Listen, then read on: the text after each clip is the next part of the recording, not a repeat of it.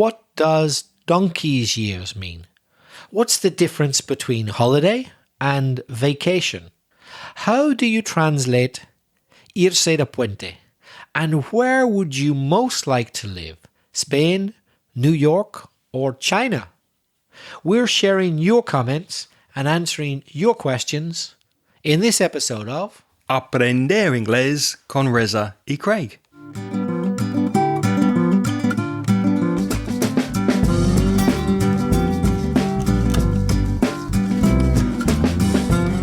Hi, I'm Reza. And my name's Craig. And with nearly 50 years of teaching between us, we'll help you improve your English and take it to the next level. How's it hanging, Craig? It's hanging very nicely, thank you. How are you, my friend? I'm fine, thanks. I'm fine. It's good to see you. It's been a while. Yes, it's been a while. I couldn't resist saying, how's it hanging? Because in a recent episode, we were talking about different ways to say hello. And we get a bit bored about saying always, how are you? So we thought, let's throw in a couple of new expressions. If you're not sure how to say hello in English in about 30 or 40 different ways, go and listen to inglespodcast.com/332. This week, we're starting with a voice message from Joanna from Argentina. Hi Irse, hi Craig. I am Juana from Argentina, and I just wanted to thank you for all your podcasts. They have been really useful for me, and I've just started listening to them like 3 months ago. I found you like two funny and open-minded people who really like to teach, and you make it so easily and catchy for me. You helped me to improve my vocabulary and speaking skills, and I started listening to you in order to improve them because I am taking my FC exam in December. And nothing, I just wanted to say that I do really enjoy listening to you, and continue podcasting, please. I like the variety of topics that you choose, and kisses from Argentina. Bye.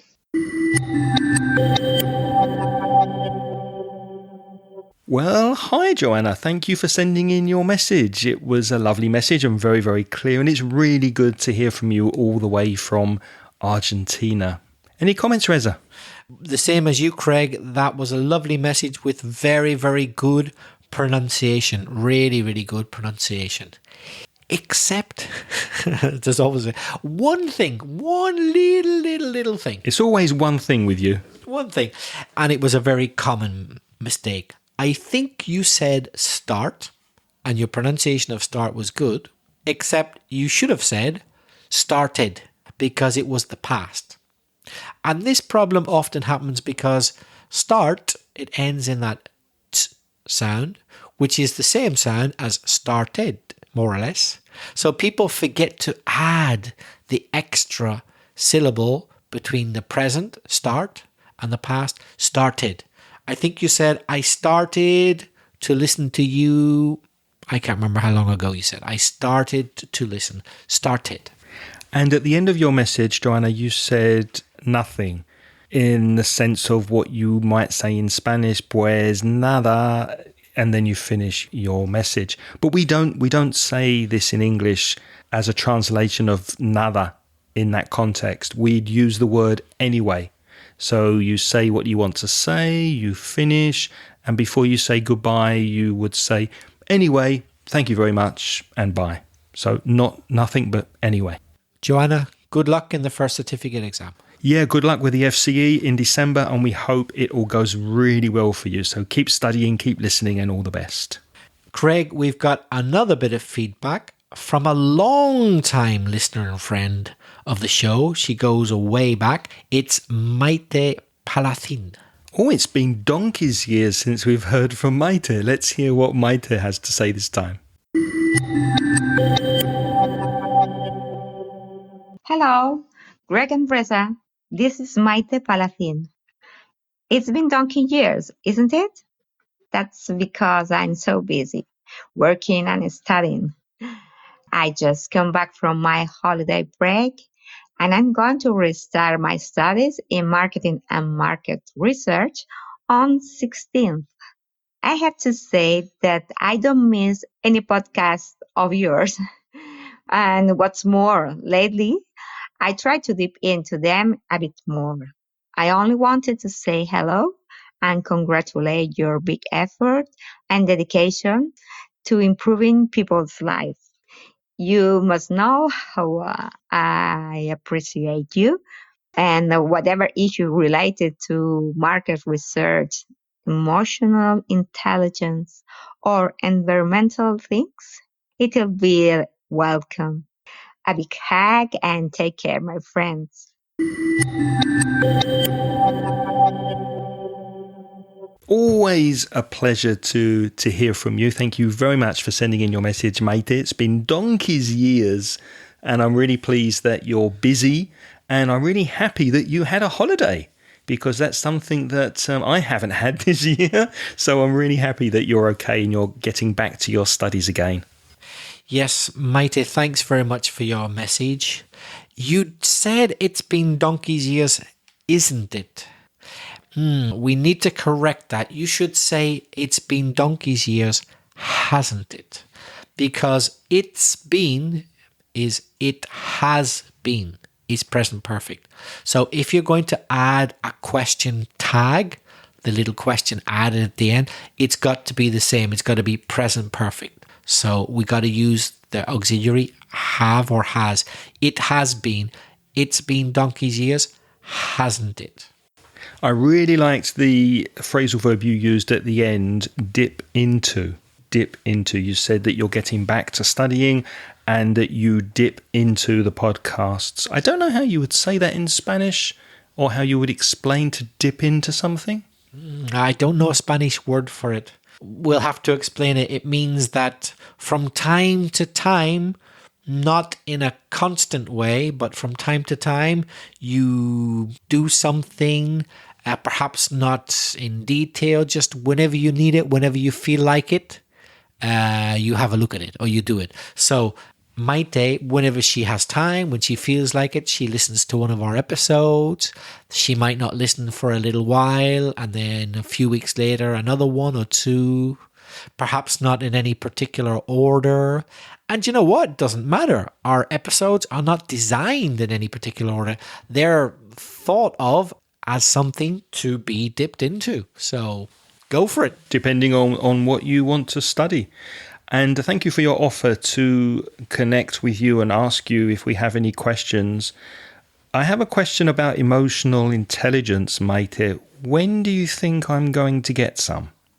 I'm 56. I haven't had any yet. Do you think at some time I'll get some emotional intelligence? Probably not. Next, we have another voice message from Alejandro from Spain.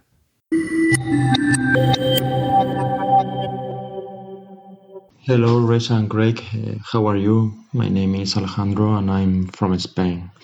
First of all, I apologize because my English is not as good as I would like, so I'm trying to improve it and reach my B2 level. I enjoy a lot listening to your podcast while I go to my job. And as I am a new listener, I have a lot to learn and improve my English skills. So thank you for amazing work. I have always wanted to live in the UK, but until now it has been impossible, although maybe in the near future this could be possible. In the other way, I would like to ask you about the difference between holidays and vacations and similar colloquial expressions like irse de fin de semana or irse de puente. Thanks for your podcast again, and I will send you more voice message. Stay safe and cheers. A pleasure to hear from you, Alejandro, and I think your level is very good. You said that you would like to get to B2 level.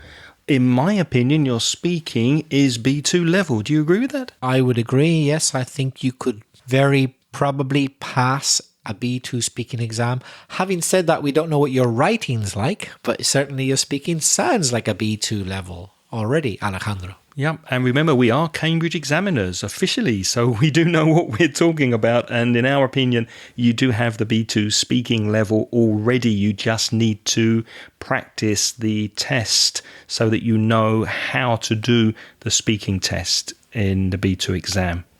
One or two little things you said, Alejandro, which we could improve. You said you listen when you go to the job. He listens when he goes to his job. How could we improve that, Craig? Well, I understand what you mean. It's perfectly clear, but it would be more common, Alejandro, to say during your commute. Somebody who travels from maybe outside the city into the city to work, or has a long distance to travel from their home to their place of work, is a commuter. And the verb is to commute. You commute from your home to your office in the morning, or from your office to your home in the evening. So you could say, I listen during my commute, or while I commute to work. A question you ask, Alejandro, is what's the difference between holiday and vacation? For me, they can be exactly the same. The only difference is in American English, people tend to say vacation, and in British English, holiday. But the idea is the same. What would you say, Craig? I agree with that totally. Just remember that when you're speaking about the holiday you take in the summer, which tends to be long, you would put an S on the end. So you'd say my summer holidays. But yeah, holiday and vacation, British English and American English. One small thing that you could improve on, Alejandro, you said before you asked us your question about Irse de fin de semana, you said in the other way. I would just say also. Also, I would like to ask a question about. Another little thing that we could improve is you said enjoy a lot listening to the podcasts. Yes, many Spanish speakers make that mistake. It's about the position of a lot. A lot. We put that after the object. So we say enjoy. What do you enjoy? Listening to the podcasts. And then after that, a lot. Enjoy listening to the podcasts a lot. And any adverbial expression like that goes at the end. So enjoy listening to podcasts a lot, a little, tremendously, a bit. It goes after the object at the end.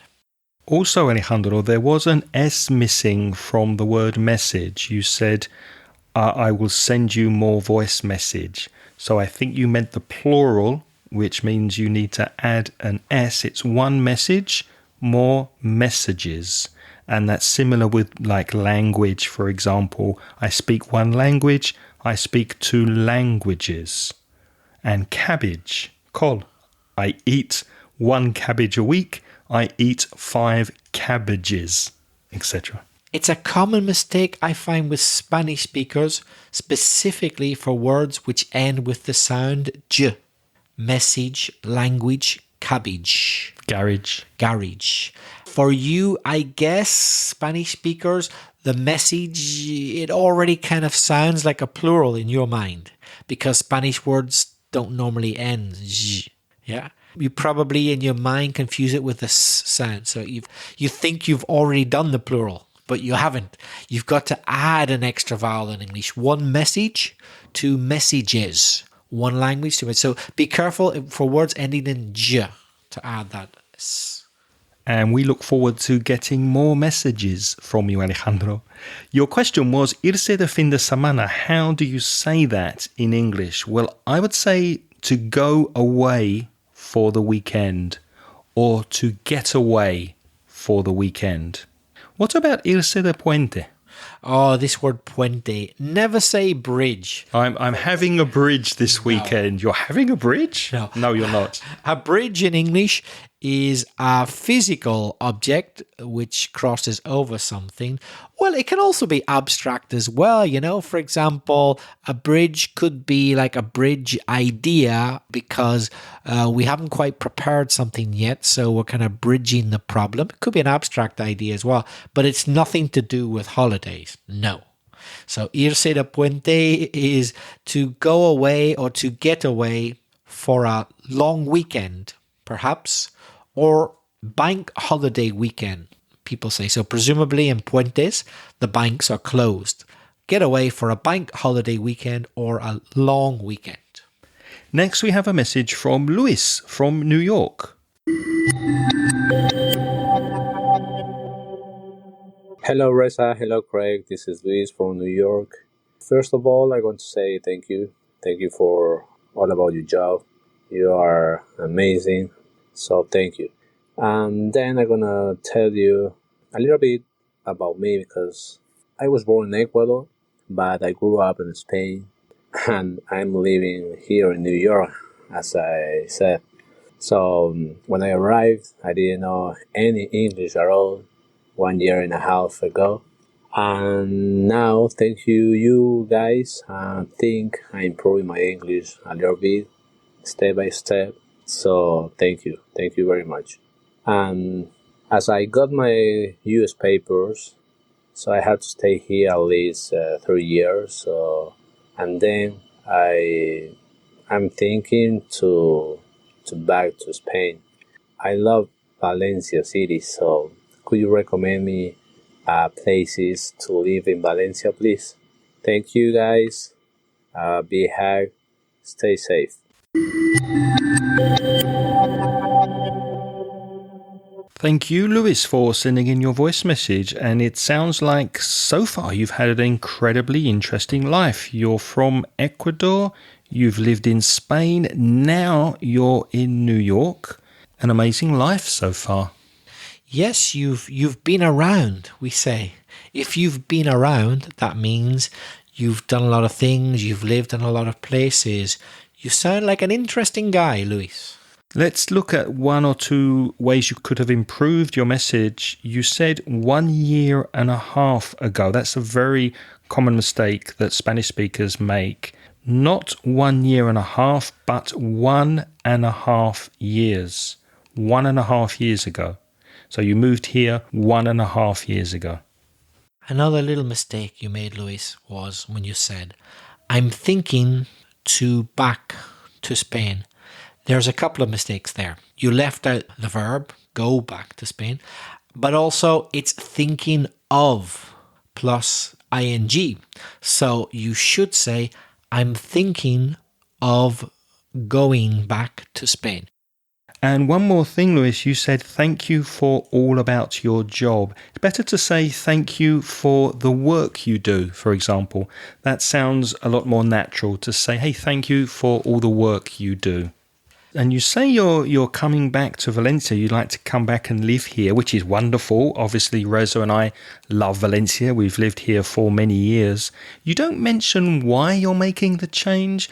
I was lucky enough when I was very young to live in New York for 6 months, and I found it a wonderfully exciting city, almost like the center of the world. Very, very exciting place to live. So I'm kind of curious, if you don't mind sharing, if it's not too personal, why you would like to leave New York and come over to Valencia. But we might be able to offer some advice as far as living in Valencia is concerned. You don't say if you're married or single. Obviously, there's a big difference if you're coming with children or if you're coming by yourself. So where would you recommend Luis stay if he's single, for example, and he's a young man living on his own? In that case, and particularly since you're coming from New York, the city that never sleeps, you'll be used to a lot of coming and going. So somewhere near the center. So in the center, or perhaps even the Rusafa neighborhood, that's very near the center. And there's lots of bars and cafes and shops there, plenty of things to do. Or another cool area, a bit further away, particularly if you're younger, would be Benimaclet. That's got a good kind of nightlife scene, lots of arts and cultures going on there because a lot of students live in the Benimaclet area. What if he likes the sea, Craig? Then you'd want to move to my barrio, my neighborhood. You'd want to move out to La Barbarossa, Cabañal, which is near the port area, or even Alboraya. There are lots of lovely places out there. It's not very expensive to rent a flat or an apartment if you're coming from New York in that area. And if you like the sea, then it's a really good place to be in. It's about half an hour or 40 minutes bus ride into the city centre. Yes, and also one of the neighborhoods near the sea and near the port is El Cabañal, and that's a really up-and-coming place. It's a place that is being renovated. It already had lots of very pretty kind of low rise, so the opposite of skyscrapers, low buildings, houses that fishermen used to own many decades ago, and they're very pretty and they're being restored, they're being renovated, and it's an area which is beginning to be more and more a kind of place to go out in, and I think quite a few people are beginning to move to that area. Now, if you're coming with a family, then perhaps you'd look more into moving out to the suburbs, outside of the city, where the children would have more space. It will be safer for them. There's less traffic and it's more rural, a little bit greener. And there are many villages around Valencia that you could choose for that. Just make sure that it's well connected to the city transport-wise. So the train service, the metro, the cercanías, which is another train that runs into the centre. Make sure you're not too far from that if you don't have a car. So that's another thing. And of course, in the days of the COVID pandemic, we are at the moment, I think many more people are also thinking of moving outside of the city, moving to less crowded areas, living in properties where they have some space where the children can play outside. So thank you very much for your message, Luis, and let us know if you do come over.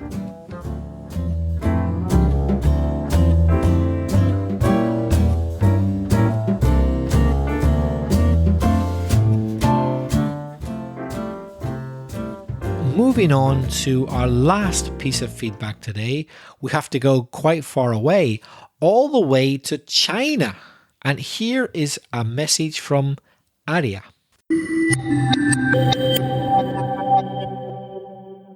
Hi, Reza and Greg.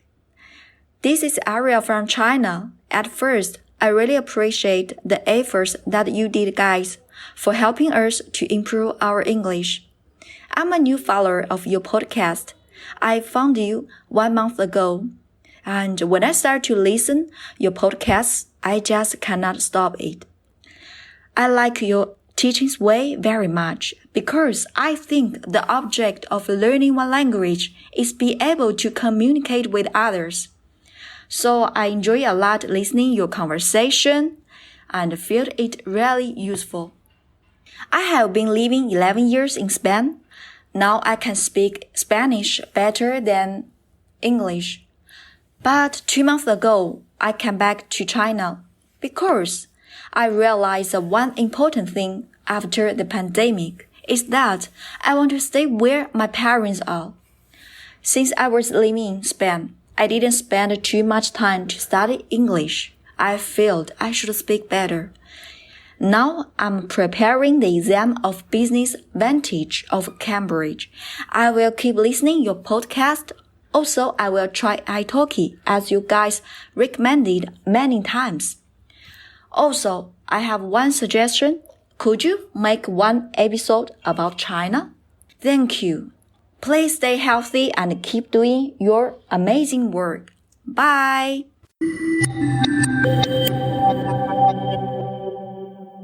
I think that's the first message we've received from China. Isn't that wonderful? Yes, that is amazing. We've got fans in China. Wow. It's so nice to hear from you, Arya. You've really made our day. Thanks a lot. One small thing you said, Arya, you said, I enjoy a lot listening your conversation. It's better to say, I enjoy listening to your conversation a lot. So put that adverb of frequency at the end of the phrase. And remember the preposition to with listen. You listen to something. So I enjoy listening to your podcast a lot. Another little thing, a classic mistake for all nationalities. It doesn't matter if you're Chinese, Spanish, French, German, Italian, a very common mistake. make and do. Our old friends make and do. You said the efforts that you did, but it should be the efforts that you made, because the collocation, the grouping of the words, is to make an effort. Very hard make and do, particularly if you're a Spanish speaker, because it's the same, isn't it? Hacer. Hacer is do and hacer is make. Some of them are make, some of them are do. In this case, it's make an effort. And if you want to revise make and do collocations, we did create an episode about make and do collocations. So if you would like to listen to that, it's episode 244. Go to inglespodcast.com/244 for some help with make and do collocations. One other little thing, I would say that your pronunciation, Ari, is extremely good. Very, very good. But a mistake which you have made, which many people, many foreigners make, is the very difficult pronunciation of plural 2 months. You didn't put the s at the end. Now, obviously, we understand you, because if you say 2, well, it's plural. But let's get it as good as we can. Let's be extra strict and correct. In English, you can put a s, plural, after th. It's difficult, but you can do it. So 1 month, 2 months. That's very hard for Spanish speakers to say, for French speakers as well. I'm not sure if your first language is Mandarin Chinese, if it's difficult to say as well, but it's not easy. 1 month, 2 months. And while we're speaking about pronunciation, just be careful of that vowel sound, Aria, in Spain. It's A, so the same sound as in words like way, stay, and play. So Spain. You lived in Spain for 11 years, which is a long time. And I totally understand why you decided to make the move back to China to be closer to your family. I did the same thing when I came to Spain. My family retired to Spain. I was working abroad, and I decided to move to Spain and look for a job because I wanted to be closer to my family. So I totally get why you made that decision. And Aria, we'd be interested to know which part of Spain you lived in. I don't think you said in your message. And we're curious to know exactly where in Spain you live. Maybe you moved around a bit. Maybe you lived in more than one area. And which part of China are you from? I've never been there, but Craig has. Although I've taught many students from China, because every year I tend to teach students at Ulster University. And many of them are from China. So I've met students from Hubei, from Hong Kong, from Beijing, Shenzhen, Guangdong, you name it, from all over the place. And I know that there's a lot of cultural variety in China. So we'd be interested to know a little bit about where you come from.